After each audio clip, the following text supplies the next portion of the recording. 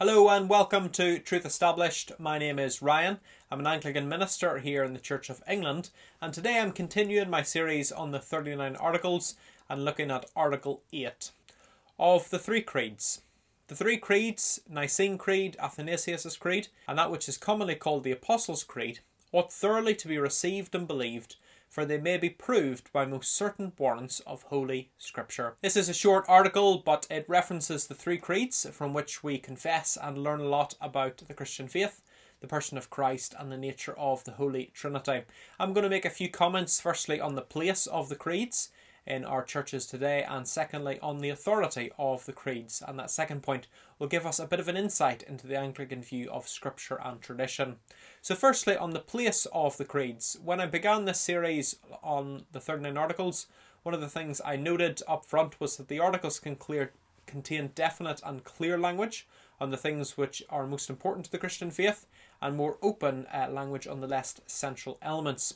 Article 8 is a good example of how the English Reformers sought to maintain the core beliefs of the Church with regard to the nature of the Trinity and the person of Christ, and they did so with a strident adherence to the traditional creeds of the Church. The Apostles' Creed gives us a very basic summary of the Christian faith, while the Nicene Creed and the Athanasian Creed speaks to certain controversies which took place within the Church.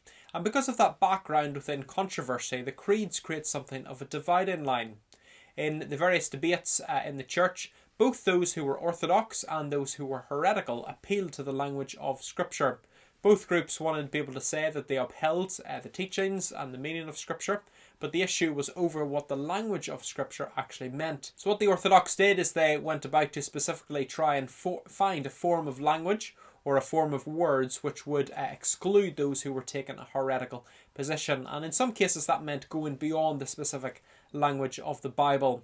The word Trinity, for example, is a word that's not in the Bible, and yet it accurately describes the meaning of God as he's revealed himself to us in the Bible, and so it's helpful sometimes to go beyond the language of Scripture to specifically explain it. Occasionally people in the church today will say something like doctrine divides, and they are right in a sense. Doctrine does divide.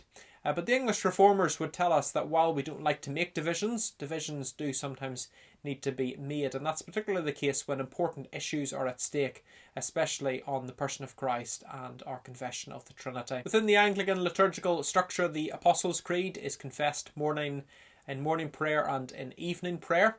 The Nicene Creed is confessed in the service of Holy Communion, and the Athanasian Creed, according to the Book of Common Prayer, was to be used on 14 occasions within the liturgical year, although I don't think, sadly, I've ever been in a service where the Athanasian Creed is recited. The liturgical use of creeds is very appropriate. It points us to the reality that our faith is public, it requires active assent, it has both individual and corporate elements, and it contains doctrinal content. Secondly, let's look at the authority of the creeds.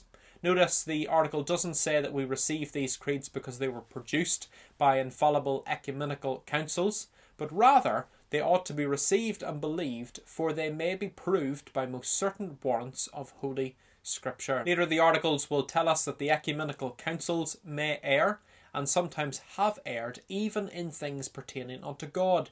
Wherefore things ordained by them as necessary to salvation have neither strength nor authority, unless it be declared that they may be taken out of Holy Scripture. And so it's here that we see what the view of our English Reformers was on the place of Scripture and how it relates to tradition. The article maintains the unique authority of Scripture and the Protestant principle of sola scriptura. The creeds are not to be believed for their own sake, but because they accurately reflect the authority of the Bible itself. Faithful tradition, like what we see here in the creeds, has no authority in and of itself, but it has authority insofar it confers to us the message of Scripture.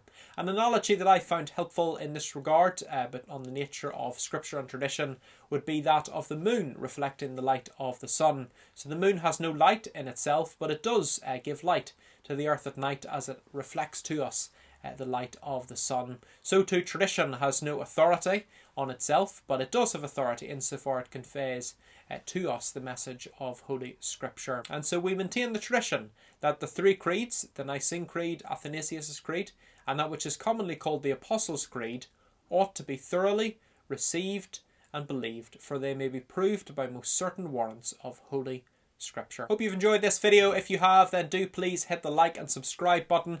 And the next article that we're going to be looking at in our series is the article on original sin.